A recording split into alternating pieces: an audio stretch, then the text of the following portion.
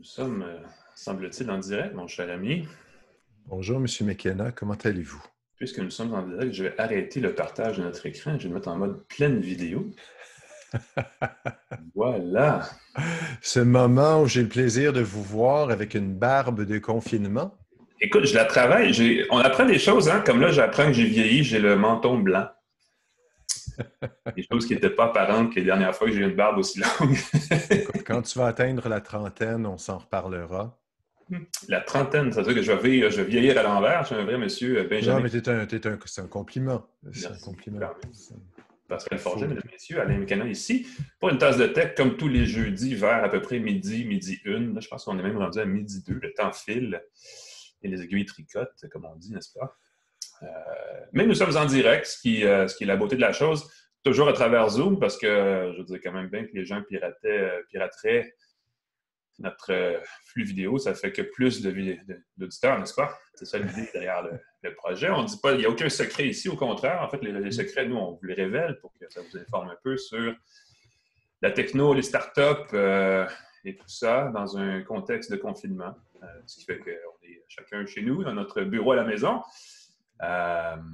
Mais l'actualité continue d'ailleurs, Pascal, puis c'est un peu de ça que tu vas pouvoir nous parler, parce que cette semaine, il y a eu un paquet de nouveaux téléphones qui ont été présentés, qui vont être mis en marché. Oui, et on commence, je pense qu'on va commencer par celui qui est tombé par surprise. On l'attendait depuis des années. C'est quelque chose que beaucoup de gens espéraient. Si jamais Apple faisait un iPhone pas cher, ça changerait ma vie, ça changerait l'univers du téléphone. On s'attendait à quelque chose, oui, de lancer officiellement avec tambour et trompette, mais là, c'était fait quand même relativement douce. J'ai reçu un message courriel d'Apple, pas de conférence, pas de présentation, pas rien de spécial. C'est l'iPhone SE deuxième génération. Et là, je vais faire une métaphore de char. Je ne sais pas si tu vas être d'accord avec moi. C'est un moteur de Corvette dans une Chevette. Oh! Je ne sais pas si ça a du sens. C'est pas une Chevette, mais effectivement, C'est c'est un une téléphone qui est de voiture de course. 2016, un téléphone qui a un look un peu rétro avec un écran de seulement 4,7 pouces, là, quand la plupart des téléphones, c'est rendu plus de 6 pouces, avec un gros bouton en bas, un menton, un front, une bonne bordure, mais qui intègre le processeur Bionic 13 du iPhone 11. Et ça, c'est impressionnant parce qu'il devrait avoir des performances similaires dans un petit format. Il a une seule caméra, alors que la plupart des téléphones, maintenant, il y a une surenchère de nombre de caméras. Là, on est rendu à des systèmes de 4 caméras. Évidemment, Apple dit que c'est la meilleure caméra pour un iPhone avec juste une caméra. Beaucoup de nuances dans cette phrase-là, quand même. C'est la meilleure caméra dans cette caméra-là, oui, effectivement. Dans un iPhone avec une seule caméra. C'est une caméra de 12 mégapixels, donc encore une fois, on ne casse pas des briques, mais c'est sensiblement le même système, j'imagine, que le iPhone 11. Recherche par induction, un bouton pour revenir en arrière, lecteur d'empreinte digitale, donc pas de reconnaissance faciale. Il n'y a pas de puce U1 pour mesurer la distance, quelque chose que je pense Apple a mis de l'avant dans l'iPhone 11, une puce avec des bandes ultra larges. Je suis surpris parce que je pense qu'Apple va mettre l'accent là-dessus pour toutes sortes d'accessoires qui vont intégrer la détection de la distance très précise. Donc, on n'est plus avec du Bluetooth qui te dit que l'appareil est dans un rayon de 15 mètres autour de toi, mais là, ça va vraiment être au centimètre près de dire que tu approches d'un objet. Il n'y a pas ça dans l'iPhone SE, mais il n'est que 599 son prix de départ. Exact. C'est le modèle avec 64 GB de stockage. Je soupçonne que la plupart des gens en magasin vont être tentés de payer 70 $ de plus pour avoir le modèle avec 128 GB, question d'avoir un peu plus de place pour les photos, pour les applications. Mais moi, j'ai l'impression que ça va se vendre. C'est sûr que ça va être amorti par les forfaits des fournisseurs sans fil. Déjà, l'iPhone XR, qui est encore supporté par les fournisseurs canadiens, est à 0 $ et coûte quelque chose comme 30, 32, 33 $ par mois dans un plan d'amortissement. Donc, celui-là, ce nouvel iPhone SE-là, dont la première génération, en passant, a connu un très beau succès il y a quelques années. Et même jusqu'à tout récemment, les gens en redemandaient. Donc, une version agrandie de ce modèle-là a tout plein de bon sens. Va se vendre à 0 $ avec un forfait à 20, 25 $ par mois peut-être. plus le forfait sans fil, évidemment. C'est ça, ça va permettre aux gens d'avoir un iPhone, même avec un forfait très abordable. Exact. Ça, c'est super important. Exact. Puis Apple arrive avec ça à un moment où les gens, beaucoup de gens se sont fait mettre à pied. Beaucoup de gens ont besoin d'un téléphone plus que jamais. On resserre les comptes de la bourse, quoi, effectivement, le budget. Et Là, puis aussi dans un contexte où les téléphones porte-étendard sont tous plus que 1 000 $, 1 200 même. Mm-hmm. Apple lance un téléphone qui est à moitié prix. Il n'y a pas toutes les mêmes caractéristiques, mais il reste qu'il y a le cœur, le même moteur que l'iPhone 11. Et ça, je pense que c'est la plus belle affaire, la plus belle, ça excuse tout les ce limites, qui pourrait être des lacunes le truc par d'appareil rapport photo, à par exemple. ça, il est 600 $ chez nous, mais il est 400 $ américains. La valeur du taux de change est importante parce que le dollar canadien a vraiment plongé depuis quelques semaines. C'est un téléphone qui, Apple étant évidemment une multinationale, s'adresse au marché émergent avant tout. Donc, tu sais, l'Inde, entre autres, la Chine, des endroits comme ça. Donc, c'est évidemment plus conçu pour ces marchés-là pour qui ça va être un nouveau format quand même, malgré tout, là, d'iPhone. Chez nous, ça arrive comme un produit plus bas de gamme, mais c'est sûr que ça va attirer une clientèle aussi, aucun doute. Oui, ben c'est sûr. Puis je pense pas que ça va être. C'est sûr que Apple aurait pu faire un téléphone d'entrée de gamme, peut-être avec un écran un peu plus grand. Peut-être qu'il aurait pu pousser la barrière pour offrir un écran AMOLED, pour offrir 2 caméras, mais ça reste un iPhone avec un très bon service, un bon support. Les gens vont pouvoir l'utiliser pendant quelques années. Fait que c'est pas gênant de dire à quelqu'un qui veut juste un téléphone, prendre des bonnes photos, de dire prends ce téléphone-là si tu tiens à avoir un iPhone. Et même à ça, la valeur des appareils Android de ce prix-là, avec le processeur du iPhone 11, je ne serais pas étonné que j'imagine pas comment un téléphone Android à 600 $ peut arriver à la cheville du processeur bionique d'Apple. Ça va faire une grosse différence dans l'expérience utilisateur. C'est sûr que, puis c'est ce qu'on va voir, il y a d'autres téléphones qui ont été lancés. Je pense que TCL, qu'on connaît pour ses téléviseurs, ont annoncé pour cet été, ils vont entrer dans le marché des téléphones avec des appareils compatibles 5G. Ça, c'est pas inintéressant. Ils vont avoir leur propre marque, effectivement. On les connaissait pour les plus récents modèles BlackBerry que certains apprécient et affectionnaient beaucoup, mais là, il n'y en aura plus de BlackBerry. Donc, TCL arrive avec sa propre marque, effectivement. Propre marque de téléphone. Et là, Cortana vient de s'activer dans mon ordinateur. Je ne sais pas pourquoi. Ça fait comme poup! Bonjour Cortana. Merci de m'écouter en permanence. Oui, c'est ça. Ils arrivent avec des téléphones et ils sont 5G. Le iPhone SE n'est pas compatible avec les réseaux 5G, ce qui, encore une fois, n'est pas une lacune pour les 2-3 prochaines années pour la majorité des utilisateurs. Donc, les téléphones de TCL, téléphones 5G, ils vont être à moins de 500 $. Et ils ont téléphone qui va être relativement haut de gamme, là, ouais, effectivement. C'est ça. Ils ont des téléphones, un système avec 4 caméras. C'est des caméras qui sont 8 mégapixels, 5 mégapixels, donc encore une fois, rien qui casse les briques, mais il va y avoir une variété d'angles et un zoom et un détecteur de profondeur de champ. Il y a un modèle qui va avoir un écran AMOLED, donc un écran qui risque d'être plus joli. C'est des écrans de 6,53 pouces. Donc, en comparaison, si on les met côte à côte, un iPhone avec un écran de 4,7 pouces, LCD et un écran AMOLED, et il va être moins de 500 $. Donc, l'entrée de gamme va peut-être être 300, 350 pour des appareils qui vont avoir un système avec 4 caméras et des caractéristiques. Mais encore une fois, les processeurs, je n'ai pas vu les processeurs qui vont être à l'intérieur. Ça risque de ne pas être des processeurs très costauds. Oui, ça peut être des gammes 600 quelque chose chez Qualcomm, là, les fameux milieu de gamme plus, à peu près. Là, ça pourrait effectivement être un peu moins. Puis le problème avec Android, c'est que les mises à niveau logicielles sont toujours imprévisibles. Hein. C'est toujours un peu une lacune. Quand on parle d'un téléphone de milieu de gamme qui va vivre 3-4 ans, ça soulève toujours quelques... Évidemment, la plupart des acheteurs ne se soucient pas d'avoir la dernière version d'Android, mais au niveau des applications, ça peut avoir un impact éventuel. Oui. Puis c'est aussi la qualité, toujours l'expérience utilisateur. Si tu as la dernière version, tu peux toi, habituellement, fonctionne mieux. Tu peux plus utiliser ton téléphone. C'est triste quand tu achètes un téléphone puis l'année suivante. Et aussi, même s'il y a un système de 4 caméras, il va falloir voir à l'utilisation. Je soupçonne que les photos du iPhone avec une seule caméra vont être meilleures que celles, Ouais. à moins que TCL surprenne là-dessus. Je ne suis pas inquiet pour la qualité de l'écran, mais peut-être. Ouais. Ben, c'est un environnement familier. L'environnement iPhone, pour les gens qui avaient déjà un iPhone qui veulent y aller, c'est un environnement qui évolue, mais qui n'est pas radicalement changeant d'un appareil à l'autre. Ouais, c'est ça.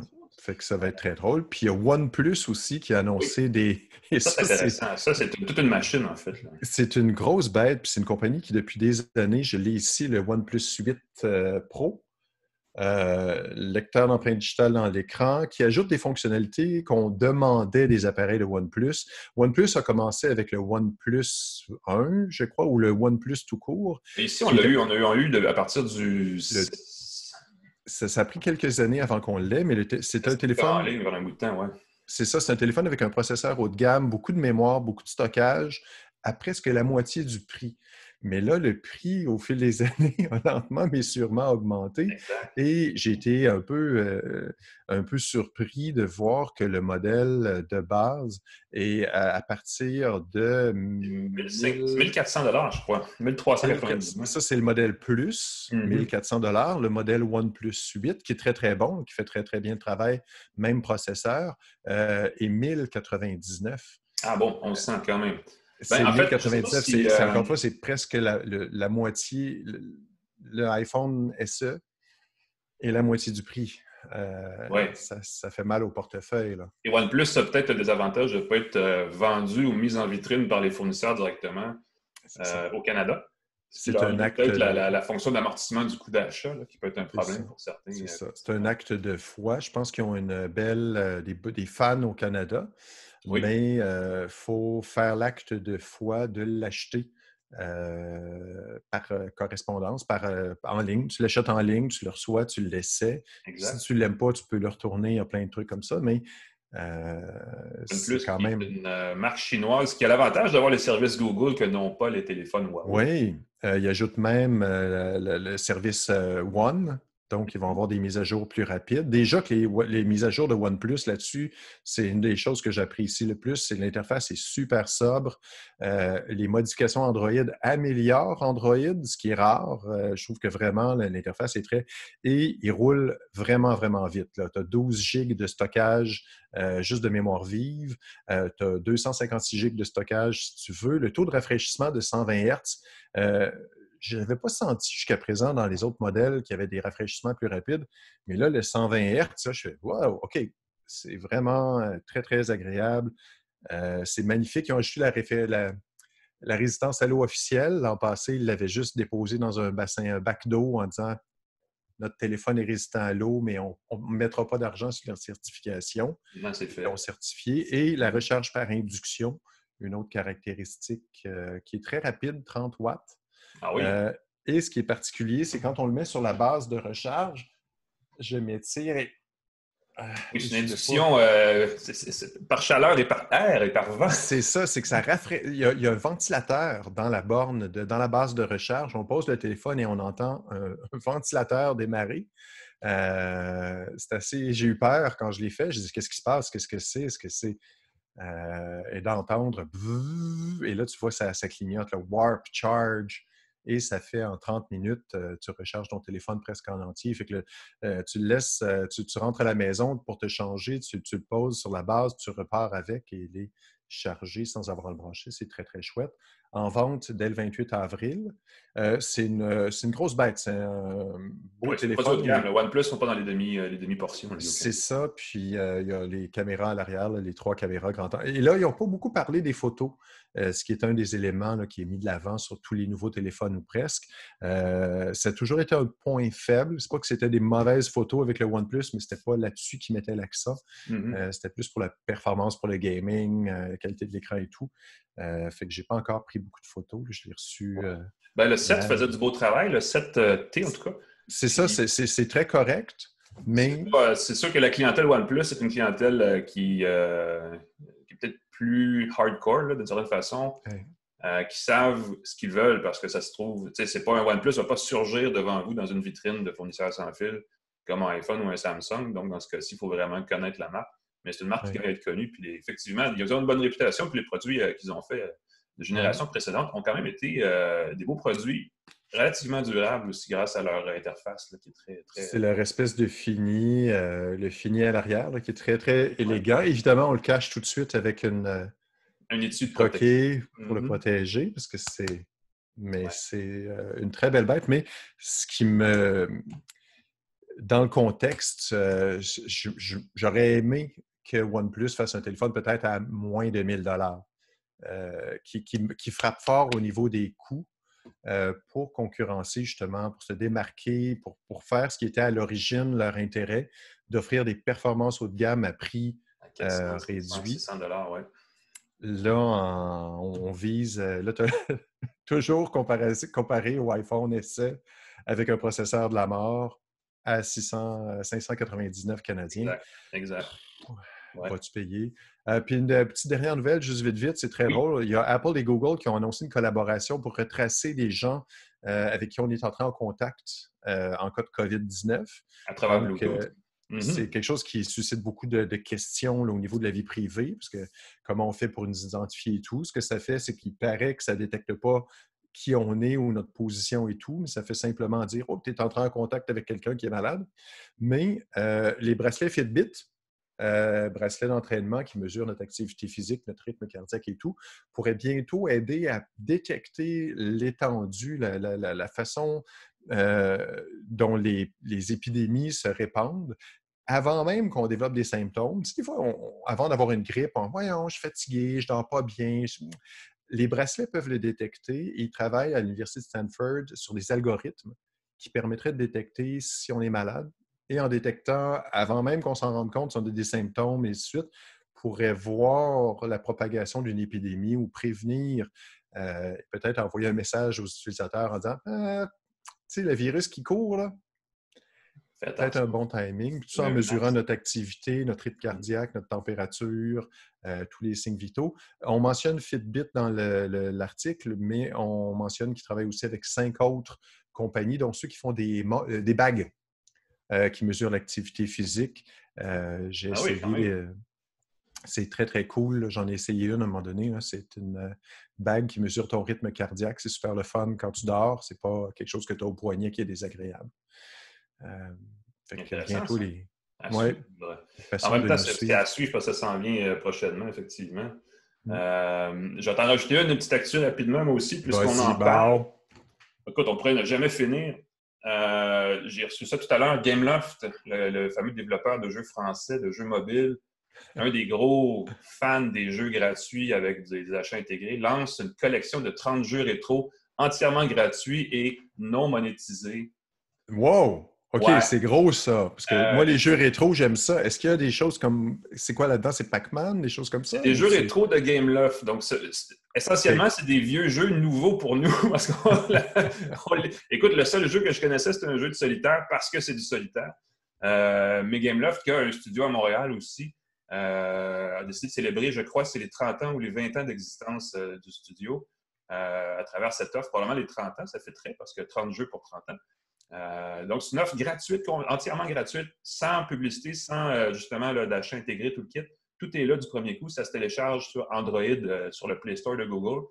Et c'est 100% Android, donc il n'y a pas de version pour iOS, ce qui est quand même à contre nature dans le mobile. La plupart du temps, les deux sont intégrés. Petite nouvelle rapide, vous allez télécharger ça si vous avez du temps en confinement pour jouer, vous ne savez plus quoi faire, c'est une option qui existe. Les parents qui tentent de limiter le temps d'écran de leurs enfants vont moins nous aimer. Je retire ce que je viens de dire pour ceux qui en ont déjà trop. Cherchez de quoi vous divertir. Ça peut être une option. Mais... De toute façon, on va parler beaucoup de sans fil d'ailleurs dans les prochains instants parce que au-delà du jeu vidéo, il y a beaucoup de révolutions, pas de révolutions, mais d'habitudes qui changent quand on change notre routine en général. On disait la semaine dernière, je pense que c'est toi qui avais les statistiques sur les gens qui tout d'un coup recommencent à redécouvrir la valeur d'un bon vieux coup de fil. Oui. Par opposition au texto ou à Messenger, des choses comme ça. À plus grande échelle, il y a des changements dans le sans-fil dans les habitudes, dans les technologies appliquées. On a beaucoup parlé dans les dernières semaines d'applications de télémédecine, des outils pour consulter à distance, des choses comme ça, des applications, des startups spécifiques. Les grands opérateurs aussi, les grands fournisseurs canadiens ont leur mot à dire, évidemment, dans le sans-fil. Un des opérateurs qu'on connaît bien, puis qui est très actif en télésanté depuis des années, c'est TELUS. Ça tombe bien, on connaît des gens chez TELUS, alors on a invité M. Luc Villandré, qui est le président de TELUS Santé et Solutions de paiement, à venir parler justement de cette technologie-là, ou en tout cas des changements d'habitude et peut-être de l'adoption de ces nouveaux outils de santé à distance-là à travers les réseaux sans fil. M. Villandré, bonjour. Hey, bonjour. Merci d'être avec nous. C'était une grande introduction. En gros, pour dire qu'effectivement, il y a des solutions de télésanté qui étaient déjà en place, qui, dans le contexte actuel, semblent être, j'imagine, adoptées plus massivement. Comment les réseaux sans fil, comment vous contribuez à la lutte là, contre le COVID-19 en ce moment? Oui, bien, tout d'abord, comme vous l'avez mentionné, le COVID-19 a définitivement généré une demande accrue et très significative au niveau des soins de santé virtuels. Je qualifierais d'un accélérateur sans précédent. C'est sûr que suite des directives du confinement, de la distanciation, bien, ça a forcé un peu tout le monde en société, incluant les gens qui sont dans la santé, de revoir leur façon de faire. Donc, je vous dirais, à l'intérieur de 3 ou 4 semaines, il y a eu des changements importants, bien sûr, au niveau législatif, puis au niveau des programmes provinciaux, tout d'abord, parce que toutes les provinces canadiennes ont ouvert leurs programmes pour ce qui est de la facturation pour les médecins au niveau de consultation de santé virtuelle, ce qui n'était pas le cas, parce qu'il y avait juste une province au pays qui avait ça avant, qui était la Colombie-Britannique. C'est sûr que ça, c'est un facilitateur important. Puis la situation elle-même, qui a forcé la ségrégation physique, bien, a fait en sorte que les demandes pour les consultations virtuelles entre médecins et patients sont devenues, aujourd'hui, après 3 ou 4 semaines, là, je dirais, un état de fait établi. Oui. Bien, évidemment, on voit le rôle d'un fournisseur de réseau dans l'infrastructure, disons, sans fil qui permet d'accéder à des soins de santé. TELUS Santé, est-ce que vous offrez des services directement ou vous vous adressez plus aux fournisseurs de services aux particuliers? Où est-ce que vous vous situez dans la chaîne de soins de santé à distance? Chez TELUS Santé, on offre des services directement. On a, dans le fond, un portfolio très étendu de solutions qui impliquent beaucoup des applications. Je vais vous en donner un exemple.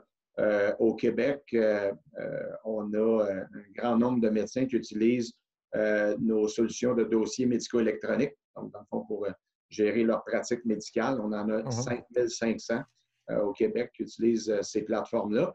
Et ce qu'on a fait dans le contexte de COVID-19, bien, on a développé une application de consultation virtuelle, donc qui facilite le tout à travers vidéo, audio, pour que médecins et patients puissent se connecter presque instantanément. Bien sûr, c'est toujours par rendez-vous chez les médecins, c'est normal, mais avec une facilité quand même très développée. Puis, ça permet donc de poursuivre le lien médecin-patient dans ce contexte qui est très difficile.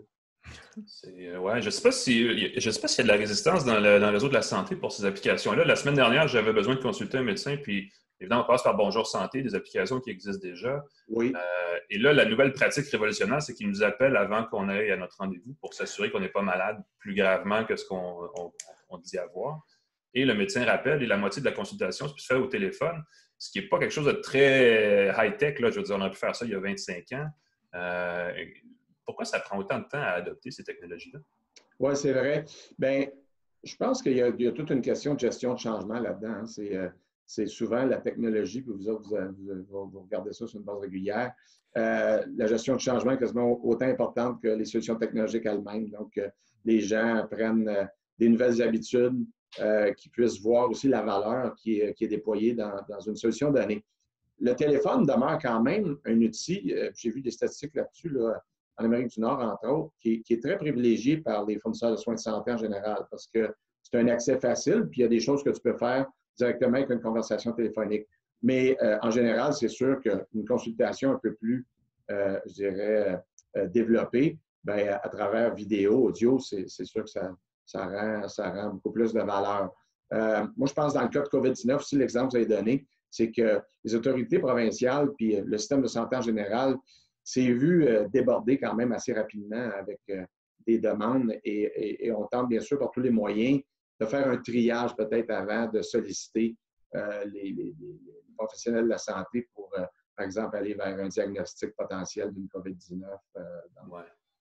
Est-ce que c'est un peu là, dans le fond, le rôle des grands fournisseurs comme TELUS, qui serait plus d'avoir une position dans l'infrastructure pour faciliter le travail, dans le fond, des spécialistes de la santé? C'est un peu là où vous pourriez vous situer. Offrir des outils, offrir l'infrastructure, vous dites, bon, mais maintenant, adapter. Parce qu'il y a encore des fax qui s'envoient dans le secteur médical, puis c'est un peu...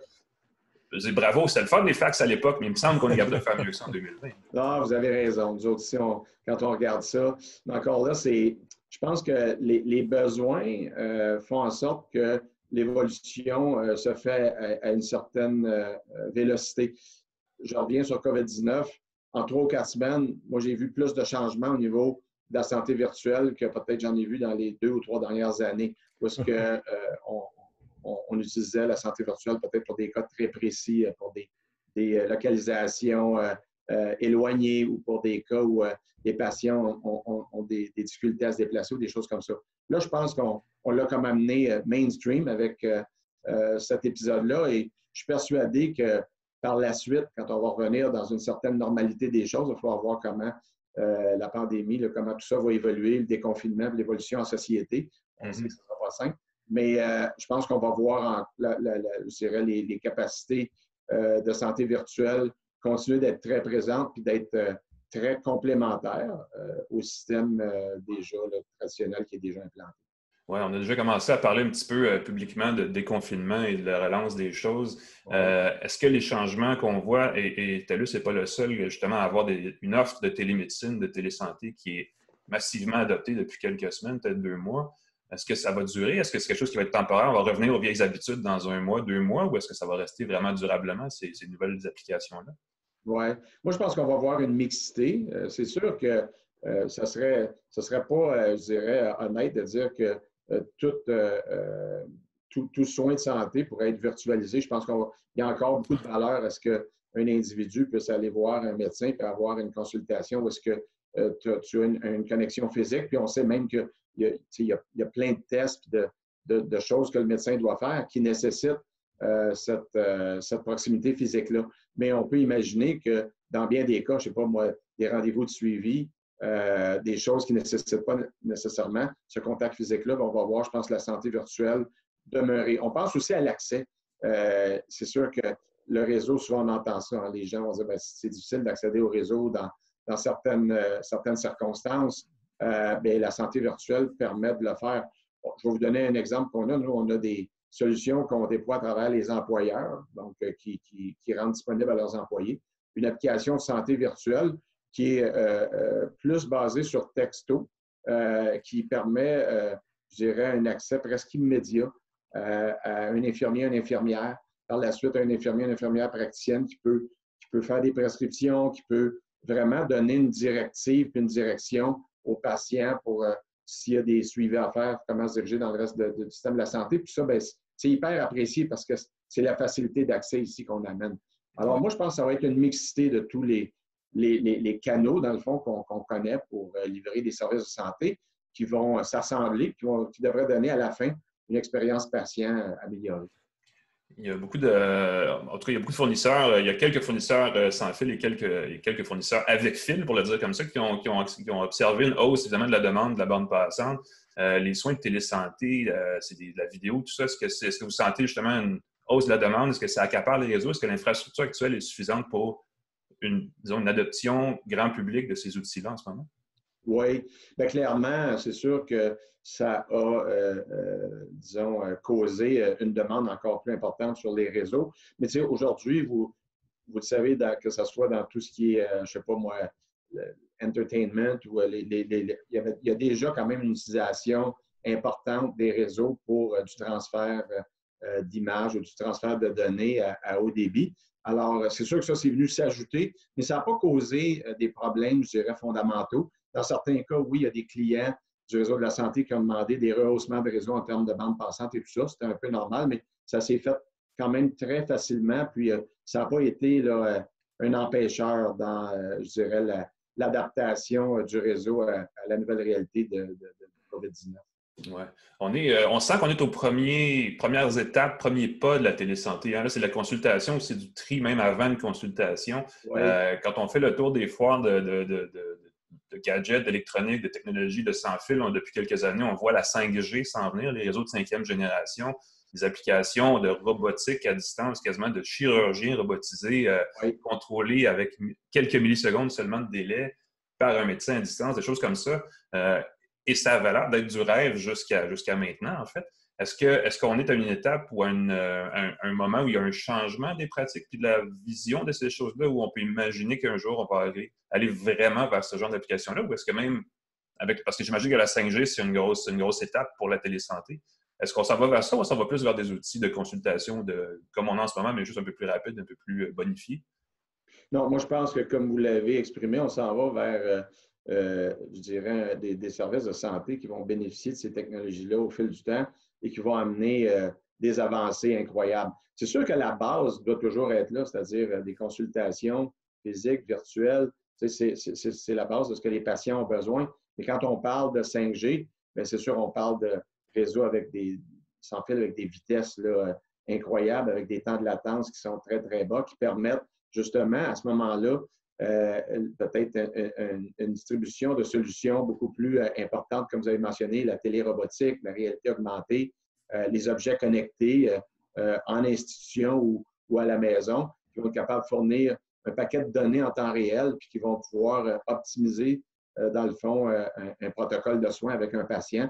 Alors ça, moi, je pense vraiment qu'on s'en va là. C'est sûr que tout ça, il faut que ça passe à travers, je dirais, la législation, la réglementation. La santé, c'est quand même quelque chose d'important. Il faut que ça soit bien encadré. Bon. Alors, tous les organismes, que ce soit les autorités de santé provinciales, fédérales, les corps médicaux, bien, vont devoir mettre l'épaule à la roue de ce côté-là. Mais c'est définitivement, je pense, là qu'on s'en va. Comme on l'a vu dans bien d'autres industries, que ça a amené des avancées incroyables encore là, pour le patient au bout de la ligne, parce que la santé est là pour donner une meilleure hygiène de vie aux patients. Je lisais un commentaire sur Facebook de quelqu'un qui nous regarde. On parle de télémédecine, de télésanté, mais c'est très vrai. Les pharmaciens peuvent aussi bénéficier d'outils de soins à distance, de prescriptions à distance, parce qu'on peut imaginer un outil de télésanté qui donne accès à un médecin qui émet une prescription et que le pharmacien est automatiquement averti et prépare les choses et ça rendrait le système plus naturel, plus intuitif. Est-ce que vous regardez un peu dans ce sens-là aussi? Est-ce que les pharmaciens sont inclus dans cette réflexion-là? Oui, définitivement. Bien, on fait plus que regarder. On est déjà impliqué dans le déploiement d'une solution de prescription électronique pour le Canada, donc qui permet exactement comme vous l'avez décrit. Je me rends chez un médecin, ça pourrait être une consultation physique ou virtuelle. Il y a une prescription qui est émise. Cette prescription-là est expédiée électroniquement à la pharmacie de mon choix comme patient. Et donc, je pourrais avoir la prescription qui pourrait être prête à la pharmacie, dans le lieu physique, ou qui pourrait aussi m'être expédiée via, bien sûr, des systèmes de livraison sécure. Alors, les renouvellements aussi peuvent se faire de façon électronique. Je peux avoir des consultations avec mon pharmacien aussi, vidéo ou via texto. Donc, je dirais une connexion dynamique, beaucoup plus dynamique entre les cliniciens traitants et les patients. Ça, on va voir ça, je pense. Ça, c'est un mouvement de fond qu'on va voir se déployer là, dans les prochains mois, prochaines années. Ouais.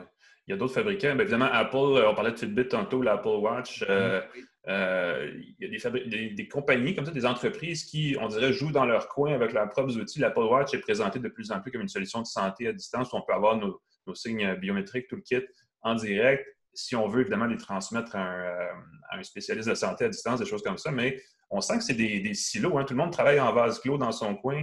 Il faudrait qu'ils se mettent en place une espèce de cadre où ces gens-là, tout le monde se parle. Est-ce que vous parlez à des compagnies comme Apple, Fitbit, tout ça dans le développement de vos technologies ou est-ce que c'est deux créneaux complètement séparés qui ne se consultent pas tellement? Non, on parle définitivement à tous ces grands joueurs-là, manufacturiers comme Apple. On est un grand partenaire d'Apple, nous, chez TELUS, bien sûr, avec tous les appareils mobiles qu'on rend disponibles à la population. On est sur... il y a des comités conjoints là, de développement où est-ce qu'on participe avec eux pour, bien sûr, on ne prend pas les décisions à leur place, mais on tente d'influencer certains développements qu'ils font. Je pense que le point que vous amenez est intéressant parce qu'il y a plusieurs manufacturiers, plusieurs solutions qui existent dans le marché. Et ce que les gens recherchent, c'est un peu une intégration de ces solutions-là, puis une capacité d'échanger les données aussi entre diverses plateformes. Ça, là-dessus, je peux vous dire, chez TELUS Santé, on a mis beaucoup d'énergie et d'investissement dans les 2 dernières années, parce qu'on a développé une plateforme de connectivité qui permet à nos solutions, mais aussi à des solutions compétitives, dans certains cas, de se connecter et de pouvoir les rendre disponibles aux patients ou à l'usager de façon transparente. Fait que ça aussi, je pense, cette interopérabilité-là dont vous faites mention, c'est quelque chose qu'on va voir de plus en plus. Je pense qu'on n'empêchera pas la compétitivité entre, je ne sais pas moi, des compagnies établies, que ce soit, je ne sais pas moi, Apple versus Garmin, mais c'est quand même bien parce que ça amène aussi beaucoup, la compétition amène beaucoup d'innovation, puis ça amène de la valeur dans l'industrie en général. Oui, effectivement. C'est le fun d'avoir éventuellement une trousse médicale à distance. On achète les bons outils, puis là, on peut à partir de là se connecter, peu importe où on se trouve, à notre personnel soignant, dans le fond, aux spécialistes qu'on consulte déjà. Si ça peut enlever de la lourdeur au système, ce serait excellent. On parlait de 5G tout à l'heure. Les réseaux 5G s'en viennent au Canada. TELUS s'en vient aussi avec ça. Oui. J'imagine qu'en termes pour TELUS Santé spécifiquement, est-ce que c'est la prochaine grande étape dans l'évolution de vos services? Bien, ça va être une étape importante parce que ça va vraiment rendre l'accès à la santé connectée encore plus accessible à des coûts unitaires qui sont vraiment minimes lorsqu'on va être déployé de façon, je dirais, avec la technologie déployée de façon en masse. Alors, clairement, puis le 5G va amener justement cette possibilité de connecter tellement d'objets puis d'applications. Je pense que oui, ça va nous faire passer une étape où l'utilisation des données en échange, en direct, va devenir quelque chose qui va être un peu bien établi. Et ça va amener toutes sortes de capacités fonctionnelles dans le réseau. Un exemple que je peux donner, c'est des objets connectés comme un respirateur. Puis aujourd'hui, Dieu sait qu'on parle de ces objets-là dans le réseau avec tout le COVID-19, mais pour obtenir des données en temps réel, par exemple, puis optimiser l'utilisation d'un respirateur avec le patient pour, par exemple, le retirer au bon moment pour optimiser sa période de recouvrement et pour s'en aller avoir une meilleure santé. Donc, ça, c'est quelque chose qui est bien excitant, je pense, pour de voir qu'on va pouvoir réaliser des choses comme ça avec une telle capacité de réseau. Oui. Bien, ce qu'on souhaite, c'est parce que là, évidemment, en ce moment, on réagit à une situation qui est déjà en place. Ce qu'on souhaite, c'est qu'on va apprendre de cette situation-là pour prévenir la prochaine avec des solutions comme ça qui vont optimiser les outils. Là. Oui. Moi, c'est un bon point. Je pense qu'on va tous avoir appris de cet événement-là, de cette leçon-là. On voit déjà les autorités qui nous parlent non seulement d'amener des solutions pour vraiment composer avec les problèmes qu'on a sur les bras présentement, mais de regarder comment on va faire l'après-COVID-19, comment on va se doter d'outils et de capacités qui vont faire en sorte que si jamais on avait un autre épisode de cette même nature-là, bien qu'on va être sûrement beaucoup plus près et disposé à y faire face. Alors ça, c'est des choses sur lesquelles on a déjà commencé à travailler avec certaines autorités provinciales au pays. Intéressant à suivre. On va suivre ça dans les prochains mois, idéalement dans un monde déconfiné. On pourra le voir en personne, voir en personne les applications de télésanté qui vont être mises en place. Luc Villandry, M. Villandry, président de TELUS Santé, merci beaucoup d'avoir été avec nous. Très intéressant de suivre l'évolution des technologies forcées un peu par le contexte, mais quand même qui s'en vont dans une direction qui est vraiment très prometteuse. Donc, merci d'avoir été avec nous. Bien, merci beaucoup de m'avoir donné l'opportunité de jaser avec vous aujourd'hui. C'était bien intéressant. Merci. Ça fait plaisir. Merci à vous. Pour la suite et à la prochaine. Bye bye. Bonne fin de journée.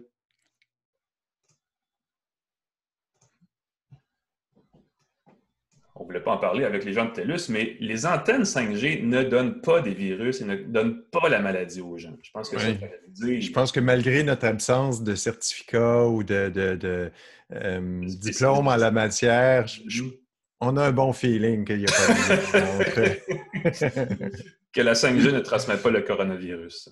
Je pense qu'il n'y a pas. Ça coïncide au niveau des dates, mais je pense que c'est tout ce qui... Ça vient de Chine, disons-le, avec des guillemets. Mais c'est pas une raison. Puis en fait, je pense que c'est la question de la santé sur les réseaux 5G, là, depuis, ça fait des mois qu'on en parle. Là, est-ce que c'est bon pour la vie des animaux et tout le kit? Il n'y a pas d'études concluantes là-dessus, mais ça crée un flou qui permet à toutes ces rumeurs farfelues-là d'émerger. Qui crée un flou il faut quand même le dire. C'est pas... Et c'est pas parce que les gens cherchent sur Internet 5G virus et qu'il y a une demande d'une inquiétude, une curiosité, que ça veut dire que c'est vrai. Mais ça nourrit la machine, puis ça crée un effet de spirale, puis c'est là où ça devient quelque chose de complètement farfelu. Mais la bonne nouvelle, c'est que la 5G et les réseaux sans fil dans la santé peuvent avoir un impact positif sur les habitudes. L'affaire, c'est qu'apparemment, il faut forcer les gens à les adopter parce que, et on le disait tout à l'heure, il y a encore des gens qui s'envoient des fax, il y a encore des télécopieurs, des pagettes. Tellement le passage au sans-fil, tu parles en voie de fax, mais je reçois au cours, on a parlé beaucoup des tablettes en papier électronique, la Books Max 3, ta Books Mate, le 2, la Remarkable. Et j'ai reçu beaucoup de courriels de gens qui veulent passer au sans-papier, mais qui continuent d'imprimer des pages pour les lire, qui continuent d'acheter des livres papier, qui continuent, et là, qui scannent des livres papier pour les partager. Et là, je me dis, mais il faut un petit peu changer sa façon de faire, y compris au lieu d'avoir des signatures manuscrites sur une feuille de papier qu'il faut être imprimé, il faut penser à une façon électronique de signer un document, il faut penser... Puis il faut toujours penser à ces façons de faire-là si on veut se débarrasser. Il faut garder... faut que ça vienne de nous, hein, ça vient du consommateur, ça vient de l'utilisateur. Tu sais, HP, dont on ne parle plus beaucoup maintenant, mais à une certaine époque, HP avait à la fois faisait la promotion du bureau sans papier avec plein de solutions électroniques, des agendas numériques. Et de l'autre bord, vous vendez des imprimantes au gros prix. Ils faisaient la promotion de « on n'a jamais aussi bien imprimé des bons documents détaillés ». Et c'est drôle parce qu'on a encore besoin d'une imprimante. Ça aussi, c'est une autre demande qui m'a surpris. Beaucoup de gens en confinement. Tu as encore un besoin d'imprimer du papier, ne serait-ce que pour imprimer des documents pour les enfants ou des. C'est pas que le papier doit disparaître, mais il y a des outils qui permettent de diminuer énormément le transfert, l'impression et tout.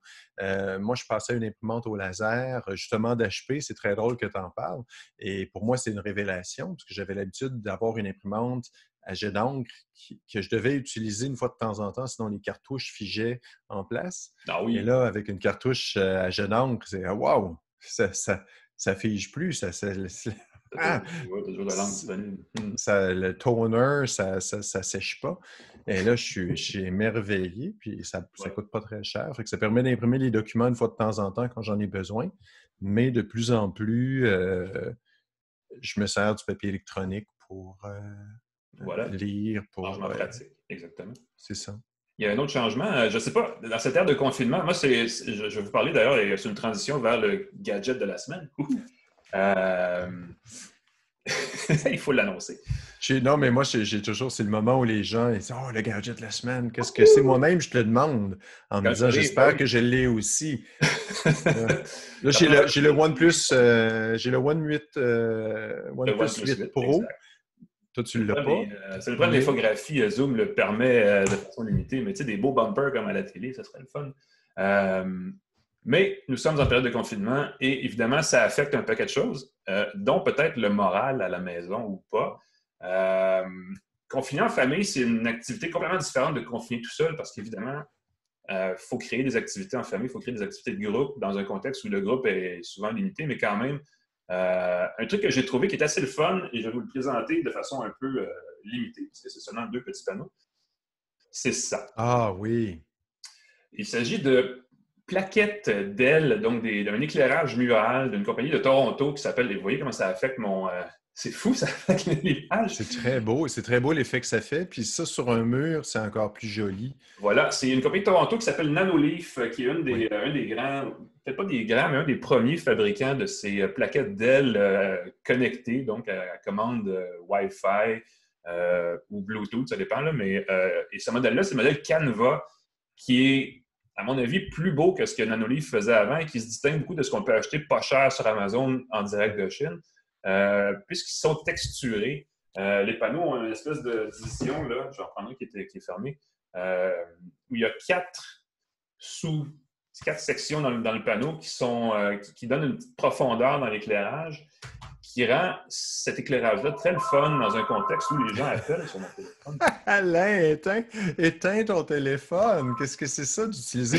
Monsieur juge les gens qui utilisent des fax, puis il est encore avec son bon vieux téléphone. J'ai un téléphone, mais c'est parce que je le mets en silence, puis il sonne pareil. Donc, clairement, si jamais on fait une critique de téléphone, cet appareil-là, je pourrais vous en parler en long et en large.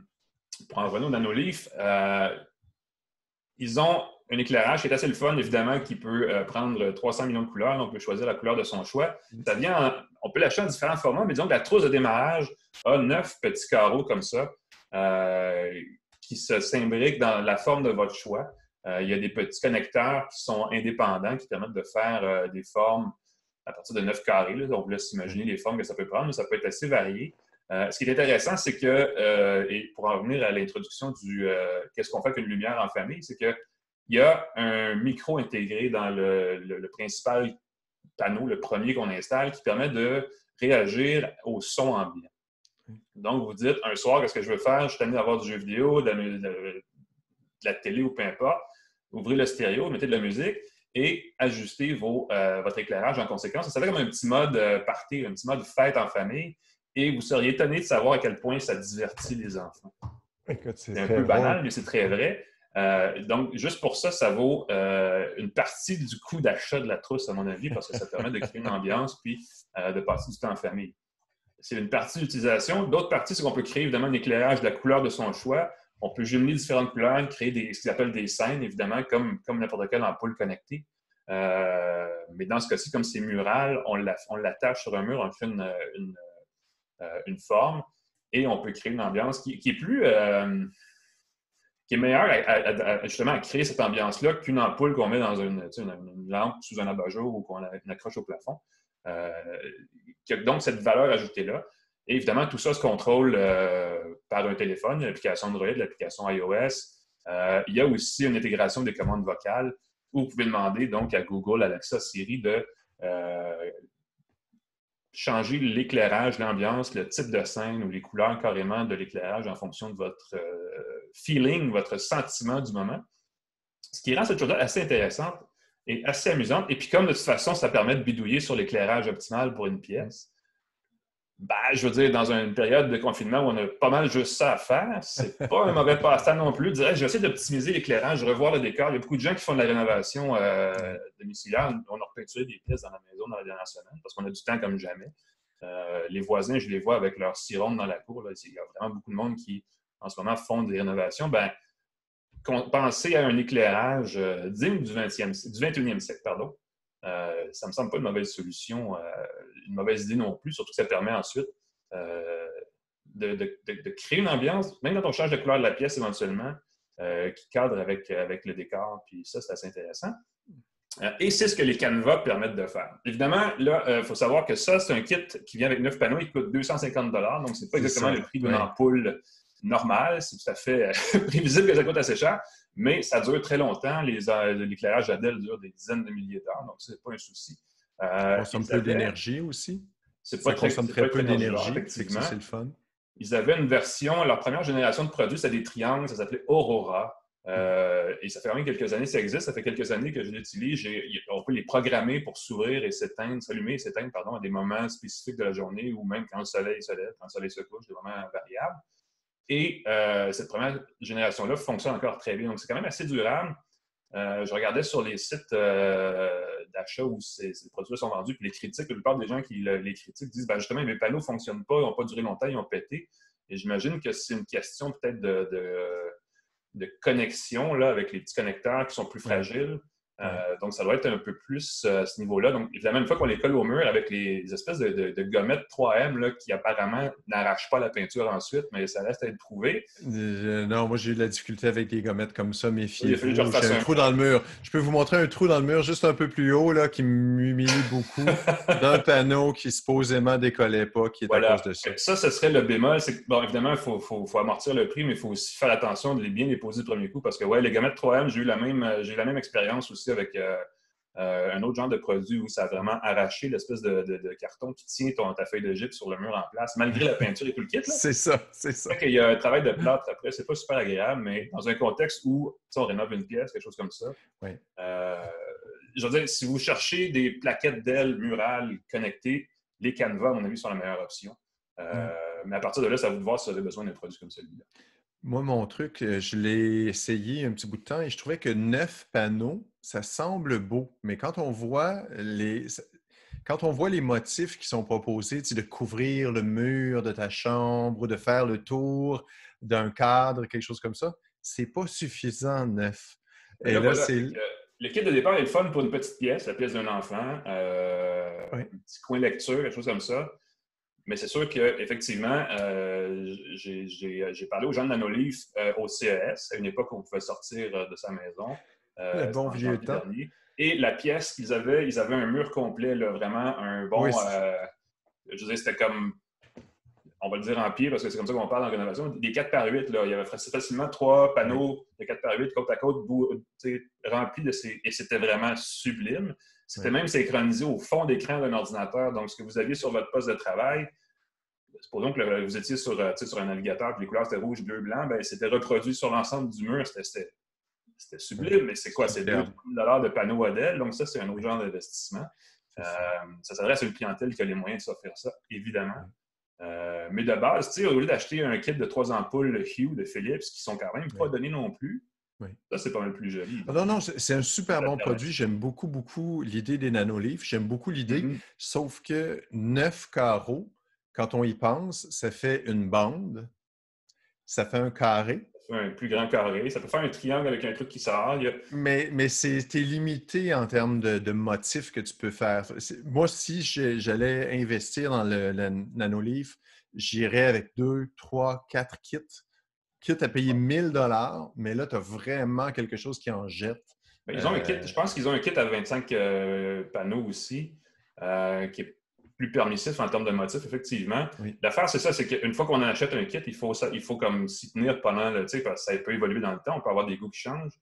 Donc, c'est important de trouver des morceaux qui vont être compatibles avec ceux-là. On peut toujours en rajouter par la suite, mais c'est un coût supplémentaire. C'est fini une fois qu'on en a, mais c'est de s'assurer. Ce qui est intéressant à propos de Nanolife, c'est que ce n'est pas une compagnie chinoise qui va disparaître l'année prochaine, c'est une compagnie de Toronto, canadienne, qui est là pour rester. Même en ce moment, ils sont encore, je pense qu'ils ont même des spéciaux, évidemment comme tout le monde, des spéciaux de confinement là, qui permettent de les acheter moins cher. Donc, c'est une entreprise qui va rester, qui est locale, donc on risque d'avoir un support et qui existe déjà depuis plusieurs années. Donc, il a réussi à se faire une certaine niche dans ce créneau-là. Ce qui amoindrit un peu le risque à long terme. Mais effectivement, il faut avoir les sous pour l'assumer dès le départ, ce qui est peut-être le seul bémol. Tu parles de lampe Hue. Celle qui est derrière mon moniteur d'ordinateur, c'est une lampe Hue comme ça qui est faite pour le gaming et les ordinateurs ou les téléviseurs. Tu peux le placer derrière le téléviseur avec un adaptateur et la lumière se synchronise avec ce qui apparaît sur ton ordinateur, avec les motifs de ton choix ou encore ce qui est sur le téléviseur. L'adaptateur HDMI coûte assez cher, mais c'est une petite lampe comme ça qui est assez chouette. Qui fait une petite lumière d'ambiance. Au lieu d'être ébloui par son moniteur, tu as comme une lumière derrière. Puis, si tu joues, tu regardes un film, c'est comme le fun de voir la lumière correspondante apparaître derrière. Puis ça fait une belle ambiance aussi. Une autre option, c'est Hue qui fait ça de Philips. Il y a un internaute sur Facebook qui dit que Nanolife a aussi une troisième version de ses plaquettes qui s'appelle Shapes, qui est hexagonale, donc qui a 6 côtés. Qui est aussi chouette, mais qui est comme les Aurora. C'est une plaquette d'une seule couleur. C'est ça, le Canva carré n'est pas leur plus récent modèle, mais moi, je trouvais que c'est le plus élégant parce qu'il est texturé un peu. Oui. Effectivement, si vous cherchez d'autres formats, le triangle, l'Aurora existe encore, les shapes hexagonales qui sont... Comme c'est hexagonal, ça permet un peu plus de variation sur la forme finale qu'on peut donner. Ce qui serait le fun, c'est que tout ça soit intercompatible, mais je ne pense pas que ce soit le cas, ce qui est un peu dommage. Parce que les gens qui veulent migrer de un à l'autre doivent complètement se rééquiper. Ce qui fait beaucoup de plastique à la fin de la journée. Peut-être qu'il y a un marché de l'usager, je ne sais pas, mais c'est considéré aussi effectivement cet aspect-là de l'affaire n'est pas négligeable non plus. Et si je peux me permettre, en plaçant les tuiles ensemble, j'ai réussi à briser l'espèce de petit domino, l'espèce de petit connecteur. Je tenais un carré et le poids de l'autre a cassé Je crois qu'il y en a quelques-uns de rechange dans la boîte. Je pense qu'il y en a un petit peu plus que nécessaire. Et ça s'achète, en tout cas. Je ne suis pas sûr. Moi, j'en avais exactement le bon nombre, mais si on utilise tous les panneaux, je pense qu'on utilise tous les connecteurs, sauf peut-être un. C'est ça. Sam, j'avais touché du bois, là, puis j'en avais un qui était...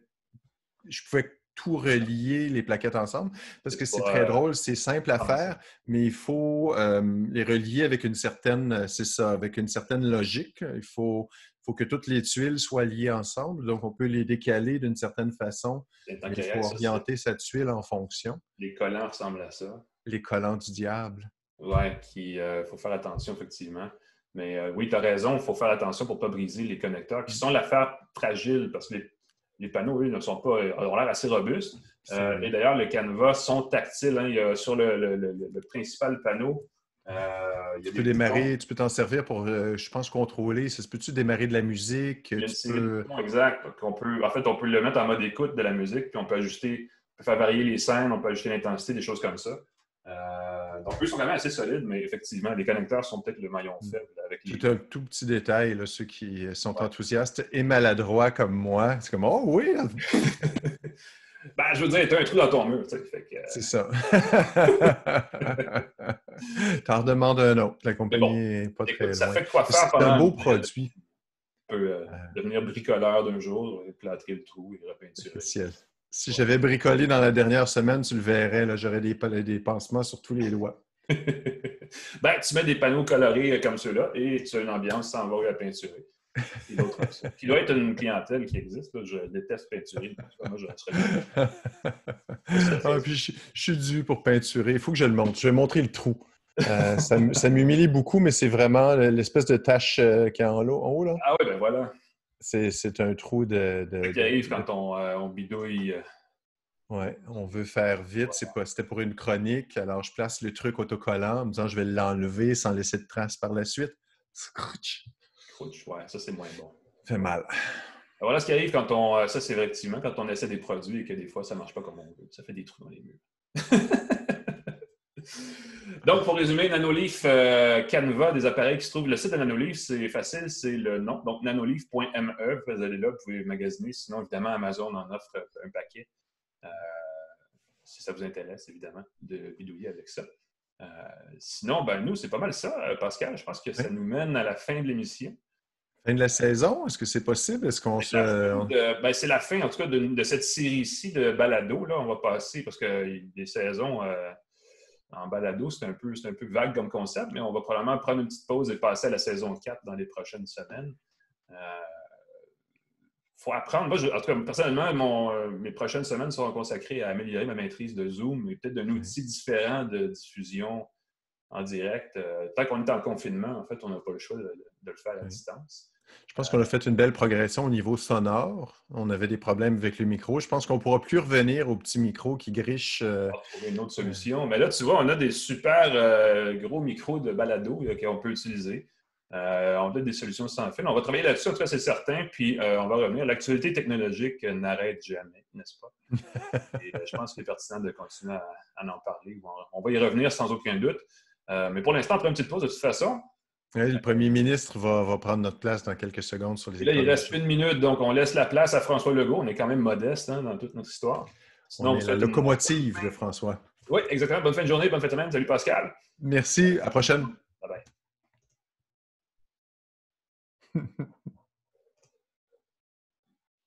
C'est le moment où on cherche le bouton off. Exact.